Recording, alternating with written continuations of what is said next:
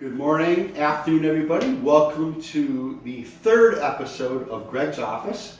And today's topic is going to be the perfect time to sell and why it's important.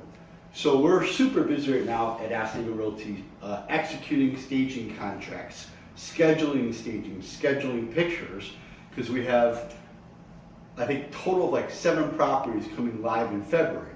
Everybody's going to hit February hard, February 5th, the day after the Super Bowl.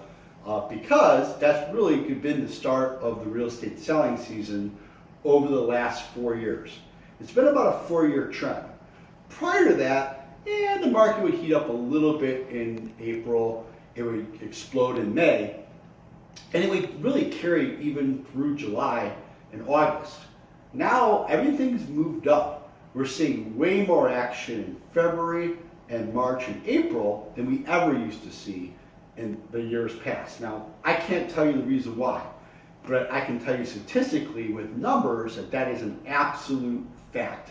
In fact, the last 4 years, there's been more closings in February, March, and April than there was in May, June, and July, which is pretty amazing. Forget about like February, March, and April catching up to May, June, and July. We're talking about more action and more closings and more properties going under contract in February, March, and April than May, June, and July.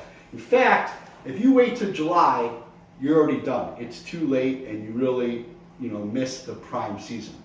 So, and then everybody knows the no-fly zone for listing properties, which is the absolute worst time. It's going to be from Thanksgiving, usually late November, was it November 20 to 23rd-ish, through the first of the year, which is New Year's, obviously. Now, after New Year's, you'll see a few things pick up, but then it's really after the Super Bowl that really things get going. So you got buyers who are frustrated with the lack of inventory waiting to go. You got sellers, sometimes even with vacant properties, that are waiting because it's supply and demand. If I've got 5 times the buyers in February that I have in January, why am I listing in January? I'm going to coach my clients and say, guys, I'm going to get you a much higher sales price if we wait just 4 more weeks, to list. And let me give you a metaphor. Let's say we're talking about a condo, and let's say that condo is a woman, right? Well, if we've done our prep to sell and we fixed the drywall and we've updated the outdated fan in the living room and we've got all of our non-environmental light bulbs in to make it super bright, and we've done all of our prep to sell and make that place look beautiful. She's in shape, she's lost 10 pounds, and she's rocking a beautiful red dress, right? Now, if she comes down a spiral staircase into a party Monday evening at, say, early afternoon, let's say 4 p.m., yeah, she's going to meet some guys, she's going to get some interest. But as good as she looks, when she comes down that spiral staircase on a Saturday night at 10 o'clock, isn't she going to meet a lot more guys? Isn't she going to get a lot more interest?